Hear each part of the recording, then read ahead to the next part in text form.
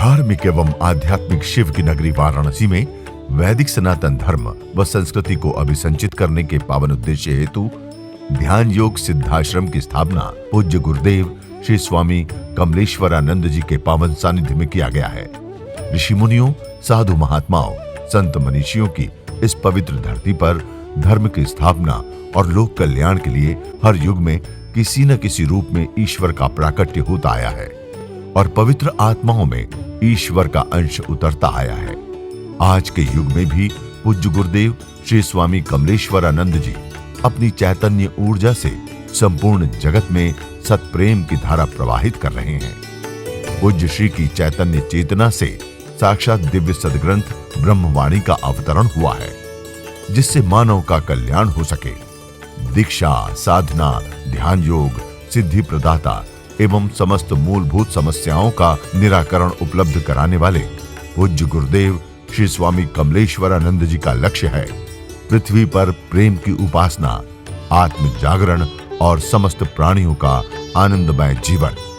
ऐसा जीवन जो शारीरिक, मानसिक, आर्थिक, पारिवारिक हर प्रकार के तनाव व दुखों से पूरी तरह मुक्त हो। इसके लिए पूज्य गुरुदेव श्री स्वामी कमलेश्वरानंद जी विभिन्न प्रकार की दीक्षाएं अनवरत प्रदान करते आ रहे हैं।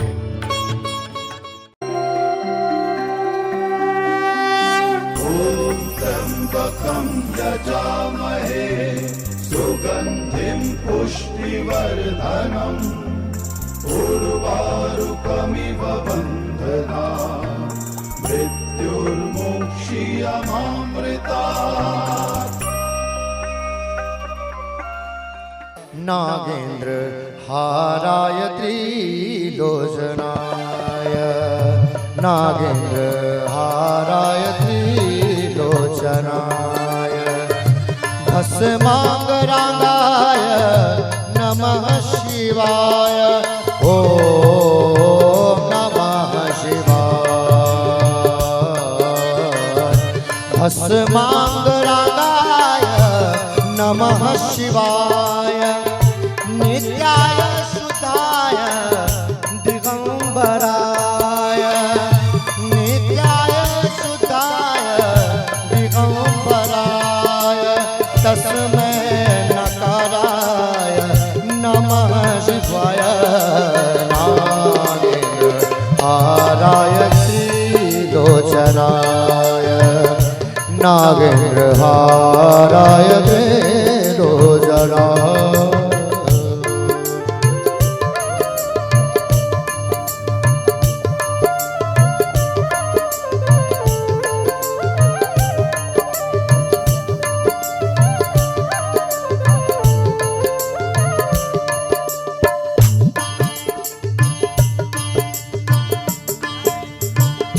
मंदाकिनी सलिल चंदन चर्चिताय,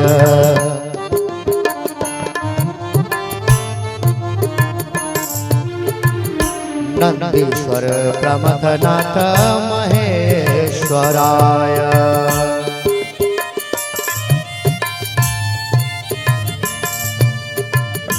मंदाकिनी सलिल चंदन चर्चिताय, नंदीश्वर प्रमथनाथ महेश्वराय। मंदार पुष्प बहु पुष्प सुपूजिताय, तस्मै यकाराय नमः शिवाय। नागेन्द्र हाराय त्रिलोचनाय लोचनाय, नागेन्द्र हाराय त्रिलोचनाय।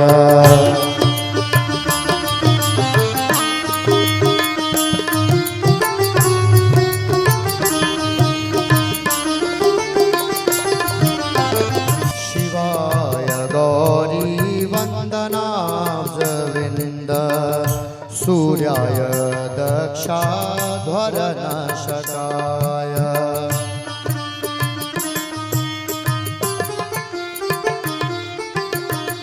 शिवाय गौरी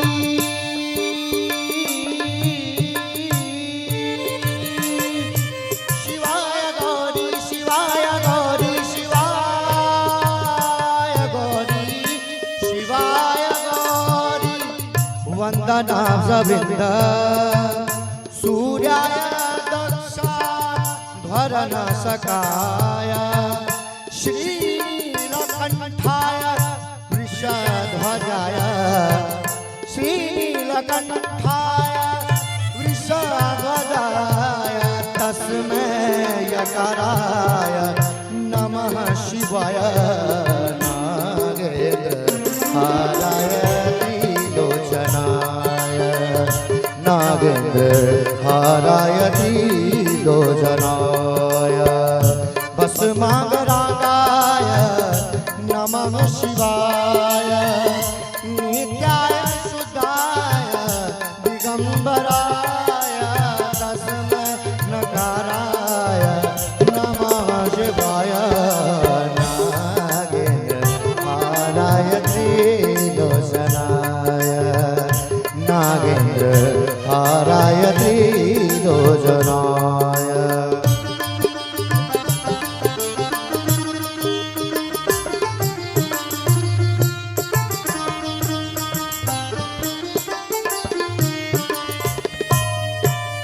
वसिष्ठ कुंभो वगौतमाय मुनीन्द्र देवार्चित शेखराय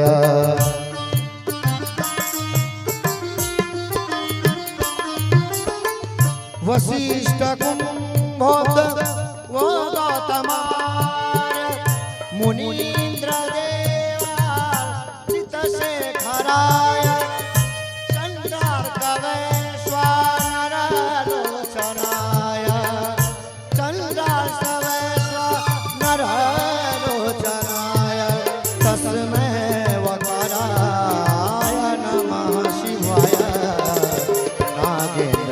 हाराय त्रिलोचनाय नागेन्द्रहाराय त्रिलोचनाय। शरीर को चलाने के लिए, भोजन छाजन पाने के लिए बहुत सारे तरीके हैं संसार सागर में, लेकिन मैं तुमसे कहना चाहूंगी कि हमेशा अच्छे कर्मों को करने के बाद ही अपने भोजन छाजन की व्यवस्था करना। किसी को दुख पहुंचा करके कुछ भी पाने की कोशिश मत करना। कबीर दास कहते हैं, बकरी पाती खात है ताकि काढ़ी खाल, और जो नर बकरी खात है ताके कौन हवाल। वो चीख जो बैठा रहता है और काट डालता है, बकरी को तनिक सी दया नहीं आती है उसके हृदय में, और तुम्हें भी दया नहीं आती है। भक्षण करते हो तुम।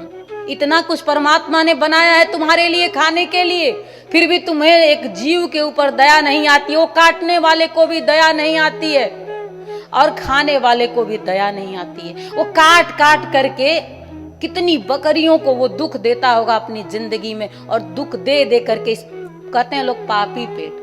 ऐसे भोजन करना हो तो मत करना। इससे ऐसे भोजन को करने से अच्छा है भूखे रहना। किसी को भी दुख देने की कोशिश मत करना कि किसी के निवाला किसी का छीन करके और तुम अपनी क्षुधा को शांत कर लो। ऐसी भिखारीपन अपने मन में कभी मत लाना।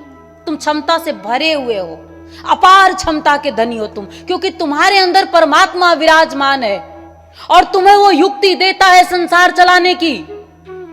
नाना प्रकार की युक्ति उसने बताया है तुम्हें, चेतना के रूप में वो आपके अंदर उतरता है। और अगर आप जानना चाहते हो तो आप अपने अंतः में प्रवेश करो, आप खुद जान जाओगे कि आपके अंदर कौन सा ऐसा गुण है, किस गुण के कारण आप इस संसार सागर में अपनी नैया को चला सकते हो। जैसे मैंने अपने बारे में प्रश्न किया था, कैसे चलाऊंगी मैं अपने इस नैया को इस संसार सागर में, तो उन्होंने कहा था मेरा गुणगान करके।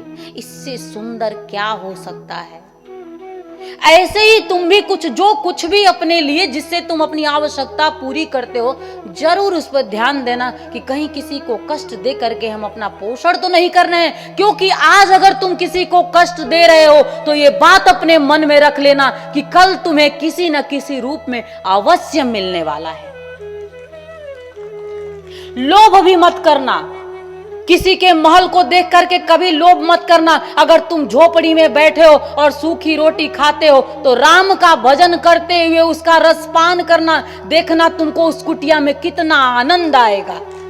जितना उस महल में बैठे हुए राजा को आनंद नहीं आएगा, उससे कई गुना ज्यादा अगर तुम्हारे मन में संतोष है तो तुम्हारी झोपड़ी में आनंद बरसेगा। मेरी इस बाड़ी को याद रखना, जो कुछ भी तुम्हें उसने दिया है, जो दिया है वो कम नहीं दिया है। जो कुछ भी उसने दिया है उसमें खुश रहने की आदत डालो, आदत संतोष का, आदत सुख का, आदत डालना है। जो तुम देखोगे वो तुम होते जाओगे। सुख देखने की कोशिश करोगे तो तुम्हें लगेगा कि मैं सुखी हूं। अब तुम्हारे गोदी में अगर तुम्हारा बच्चा खेल रहा है तो सुख तो है ये। तुम स्वस्थ हो तो सुख तो है ये। तुम्हारे ऊपर चारों तरफ से परमात्मा अपनी कृपा बरसाए हुआ है, तुम्हारी श्वास से चल रही है, तुम्हारे घर में तुम्हें लोग पूज रहे हैं, तुम्हें प्रेम दे रहे हैं, तो सुख तो है ये। लेकिन तुम दुख की ओर क्यों देखते रहते हो? क्यों महल की ओर देख रहे हो जो तुम्हारा नहीं है? रावण को भी ऐसे लोभ आया था। शिव का, भगवान सदाशिव का भक्त है रावण। कहते तो हैं लोग, वैसे मैंने सुना था कि रावण स्वयं लंका को सोने की लंका बनाया था, लेकिन शिव पुराण के अनुसार ऐसा है कि भगवान सदाशिव ने माता पार्वती के कहने पे सोने की लंका कुबेर से कह करके बनवाया था। जो खजाने के मालिक हैं कुबेर, उनसे कह के उन्होंने सोने की लंका बनवाई थी। और रावण ने देखा, भक्त था शिव का, भक्त के मन में भी खोट आ जाता है। भक्त को ऐसा मत समझ लेना कि तुम ब्रह्म हो चुके हो। जब उस स्थिति में, क्योंकि भक्ति की भी तो एक अवस्था है, अभी शुरू होती है कि खत्म हो जाती है, एक स्टेज ऐसा आता है कि फिर वो वही बचता है। उस स्थिति से बस तुम नीचे नहीं आते हो। भगवान राम की यही स्थिति है, इसलिए वो ब्रह्म कहे जाते हैं। पर रावण ज्ञानी होते हुए भी, भक्त होते हुए भी ऐसी पराकाष्ठा को भी नहीं छू पाया। इसलिए रावण के मन में लोभ आता है। भक्ति तो है लेकिन लोभ से भरा हुआ है। भगवान सदाशिव के इस सोने की लंका को जब देखता है तो उसके मन में आता है कितना सुंदर घर है, और ब्राह्मण का वेश धारण किया और चला गया भगवान सदाशिव के यहाँ पूजन कराने के लिए घर का। अब शिव तो देख ही रहे हैं, उनसे क्या छूता है। तुम तो सोचते हो रावण की तरह तुम भी वेश बदल के गुरु के पास आते हो, बड़े सीधे सादे, बड़े अच्छे, आंखों में अश्रु लिए बैठ जाते हो और ऐसे देखते हो कि आहा, तुमसे अच्छा प्रेमी तो कोई हो ही नहीं सकता। लेकिन रावण की तरह ही तुम्हारा रूप रहता है, बदला हुआ। बाहर तुम कुछ होते हो जो दिखाते हो, और अंदर जो तुम होते हो वो तुम बड़े गंदे होते हो। अपना मन देखना। और मैं तो ये कहूंगी, उस मैले मन को किसी को दिखाना भी मत, क्योंकि वो दिखाने की चीज नहीं है। उस मैले मन को साफ करना, क्योंकि वो साफ करने की चीज है। हम इतने भूखे हैं प्रिय, इतने तृष्णा में है प्रिय, इतनी इच्छा में है प्रिय, इतनी आकांक्षा में है प्रिय, इतने भिखारी हैं प्रिय कि कोई मुझे कितना भी दे हम भरते नहीं है। हम ऐसे हैं प्रिय। ये पूरा संसार जगत यूं इस तरह ही गतिशील है। इसीलिए चिंता बढ़ी, परेशानी बढ़ी, रोग बढ़ा, व्याधि बढ़ी। आदि और व्याधि से ये पूर्ण परेशान संसार। संसार और कोई नहीं, आप हैं। चित्त में भरा हुआ है। कितना सुंदर ये संसार है, लेकिन हमारे चित्त का संसार बहुत विकृत है।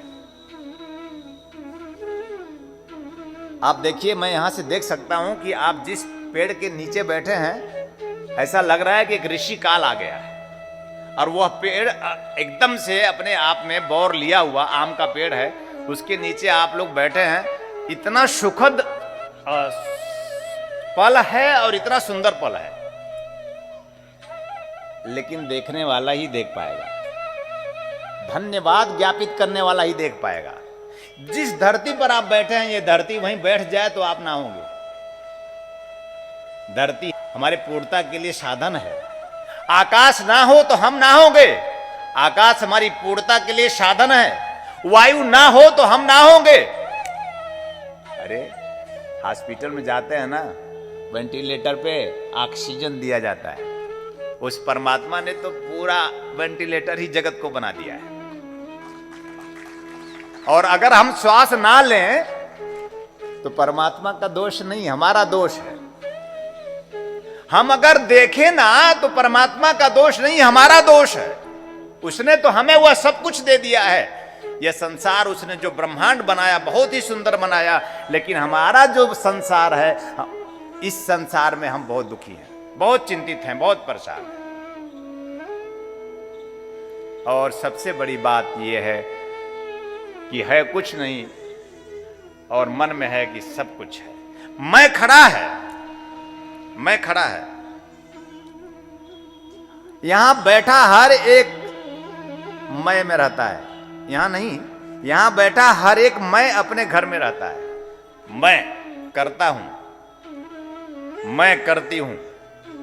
ये मैं जाता नहीं है और मैं जाएगा भी नहीं। जब तक मैं था हरि नहीं। परमात्मा की चाहत किसी की नहीं है, नहीं तो परमात्मा से बढ़िया, सहज और सुंदर और सरल और सुगम कुछ है ही नहीं। जब तक मैं था हरि नहीं, अब हरि है, बस मैं था हरि नहीं। अगर मैं होगा तो हरि नहीं होगा, अन्यथा मैं ना होगा तो हरि के सिवा नहीं है फिर कुछ, हरि ही है। मैं अज्ञान रूपी, अंधकार रूपी ये जो जीवन हमने बना रखा है, मैं अज्ञान, अज्ञानता ही मैं पैदा करता है।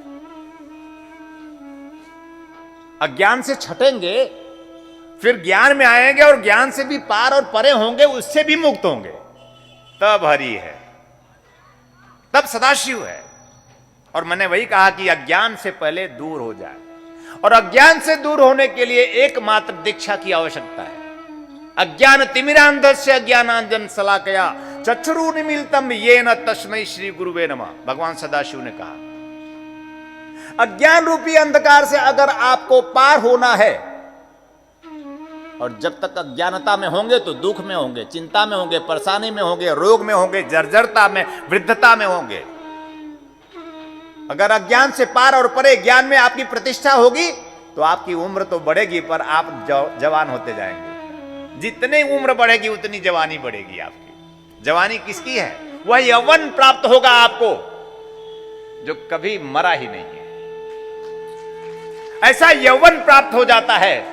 कभी कभी लगता है कि कोई कोई बूढ़े जो होते हैं बहुत सुंदर लगने लगते हैं। वो अपने 25 साल 40 साल की उम्र में उतने सुंदर नहीं थे, लेकिन जैसे जैसे बूढ़े होते हैं वैसे वैसे उनका सौंदर्य बढ़ता चला जाता है, उनकी शांति बढ़ती चली जाती है। मैक्सिमम ऐसे बूढ़े होते हैं जो अशांत होते चले जाते हैं, उनकी शांति कम होती चली जाती है, वो अपने आप में चिड़चिड़े होते चले जाते हैं।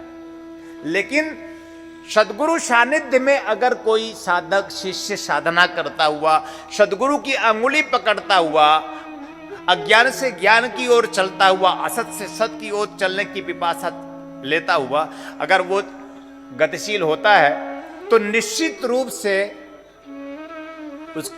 उसका जो बुढ़ापा है एक अलग प्रकार का यौवन प्राप्त करता है। वह यौवन प्राण का, वह यौवन आत्मा का, और वह यौवन परमात्मा का होता है जो अजर और अमर होता है।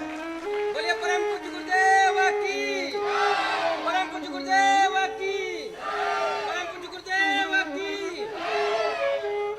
जब तक मैं था, मैं ये रहेगा, तब तक आप ईश्वर का नाम लेते रहेंगे। राम राम, ओम नमः शिवाय, ओम नमः शिवाय, लेकिन बस नाम है। आपके जीवन में ज्यों ही संकट का पल आएगा, आता है कि नहीं आता? आपके जीवन में वह पल आएगा जिसमें आप विषम परिस्थिति होगी, आप कांप जाएंगे। कांपते हैं या नहीं कांपते? यद्यपि हनुमान जी का बड़ा चित्र टंगा रहता है, गदा लेके तैयार रहते हैं, लेकिन संकट आ जाता है और आप 30 सालों से जय हनुमान ज्ञान गुण सागर कर रहे होते हैं। संकट कटे मिटे सब पीरा, जो सुमरे हनुमत बलबीरा। लेकिन आगे की चौपाई पढ़ते हुए भी नहीं समझ में आता। जय जय जय हनुमान गोसाई, कृपा करो गुरुदेव की नाई। ऐसी कृपा करना है हनुमान जैसी कृपा गुरु करता है, और गुरु ही जीवन में नहीं है। पाठ और प्रेम में अंतर है। पाठ करते हुए भी हम पूर्ण नहीं होते, लेकिन अगर प्रेम में रुक गए तो हम पूर्ण हो जाते हैं। कबीरा यह घर प्रेम का, कबीर साहब, कबीरा यह घर प्रेम का। यह घर कौन है भैया? ये परमात्मा द्वारा बनाया गया ये मंदिर। कबीरा यह घर प्रेम का। प्राणात्मा परमात्मा के घर में उसी का प्रवेश है। प्राणात्मा परमात्मा के जीवन में उसी का प्रवेश है। वही जीव उस परमात्मा के राज्य में प्रवेश कर सकता है, वही आनंद प्राप्त करने का अधिकारी हो सकता है जो प्रेम में होगा। कबीरा यह घर प्रेम का खाला का घर नहीं। ये खाला मतलब मौसी। कबीरा यह घर प्रेम का खाला का घर नहीं, यह प्रेम का घर है। प्रेम ना होगा तो जीवन में पूर्णता ना होगी, प्रेम ना होगा तो प्राण ना होगा, प्रेम ना होगा तो आत्मा ना होगी, प्रेम ना होगा तो परमात्मा ना होगा, और प्रेम होगा तो ही जीवन में परमानंद होगा। आवश्यकता नहीं हमें परमात्मा प्राप्त हो जाए, आवश्यकता है कि हमें परमात्मा का प्रसाद प्रेम प्राप्त हो जाए।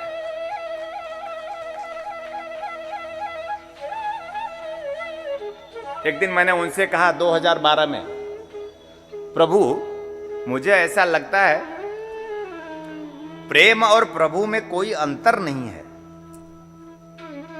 मैंने कहा प्रभु मुझे ऐसा लगता है प्रेम और प्रभु में ऐसी अनुभूति इससे गुजर रहा था, क्योंकि वो जब भी मिलते हैं, जब भी हम एक दूसरे के समक्ष होते हैं तो सिर्फ प्रेम में होते हैं। प्रेम के पलों में ही परमात्मा पूर्ण जीव के समक्ष चैतन्य होता है। प्रेम ना हो, परमात्मा का पता हमें पता है, लेकिन बिना प्रेम के पता होने के बावजूद भी हम उस पते पर पहुंच नहीं पाते। कभी कभी मैं उनको बहुत बुलाता हूं और नहीं आते, और कभी कभी बिना बुलाए चले आते हैं।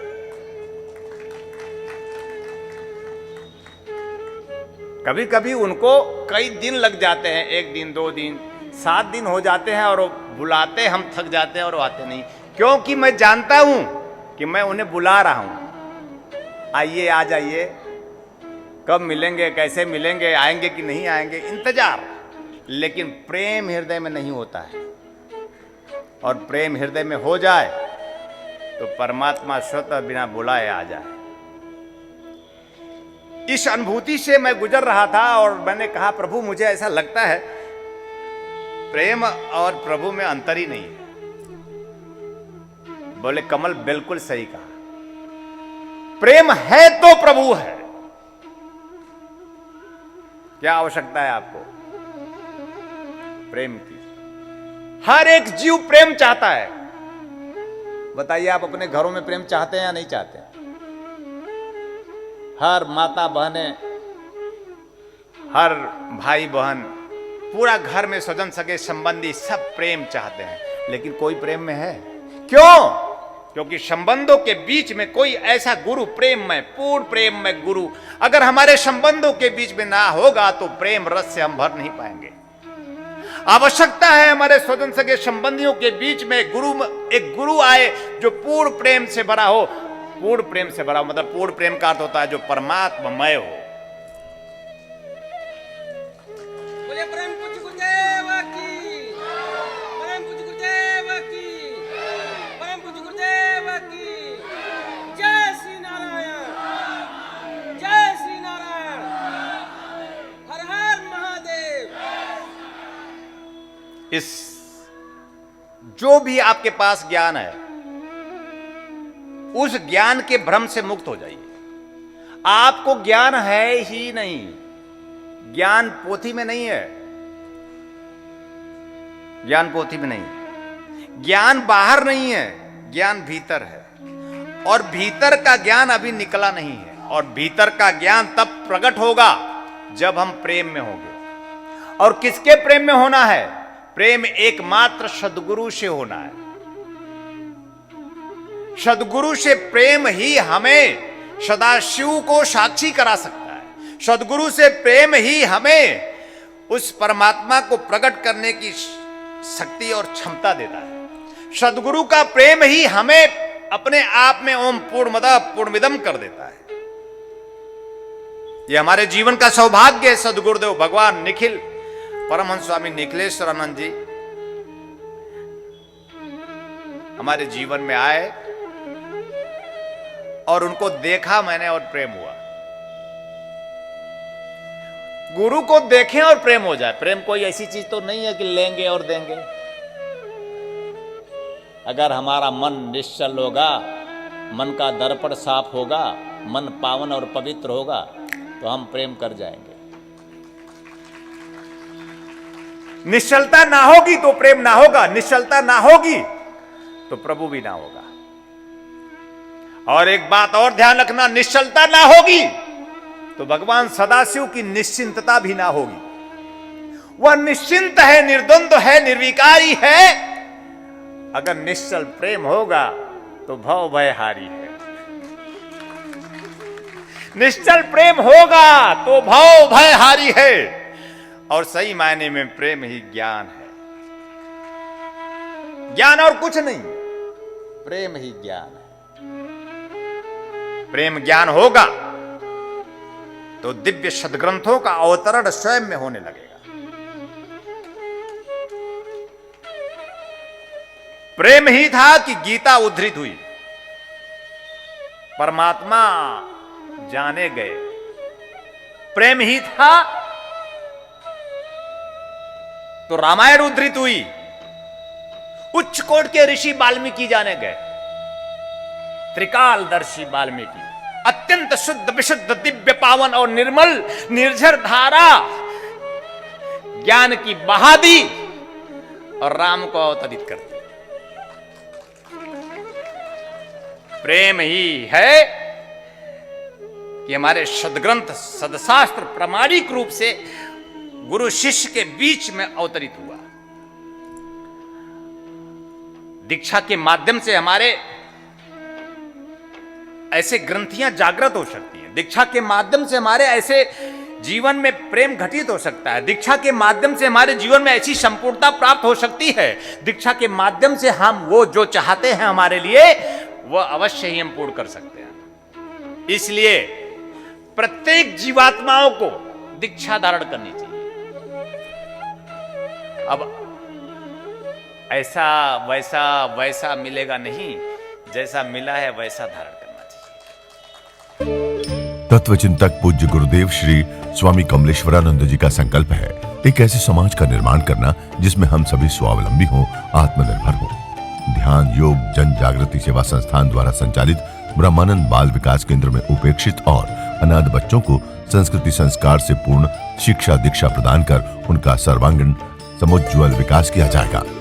हमें अवसर मिला है इन बच्चों के लिए कुछ करने का, तो आइए हम सभी पूज्य श्री गुरुदेव के संकल्प को पूरा करने में अपना भरपूर सहयोग कर पुण्य के भागीदार बने। साथ ही गौ सेवा हेतु गौ आश्रम, अनाथ बच्चों हेतु अनाथाश्रम, असहाय बुजुर्गों हेतु वृद्धाश्रम और निर्माणाधीन ध्यान योग सिद्धाश्रम एवं संस्थान के अन्य विभिन्न प्रकल्पों में आप श्री भी अपना सेवा सहयोग प्रदान कर संस्थान का सदस्य बन मानवता को धन्य करें।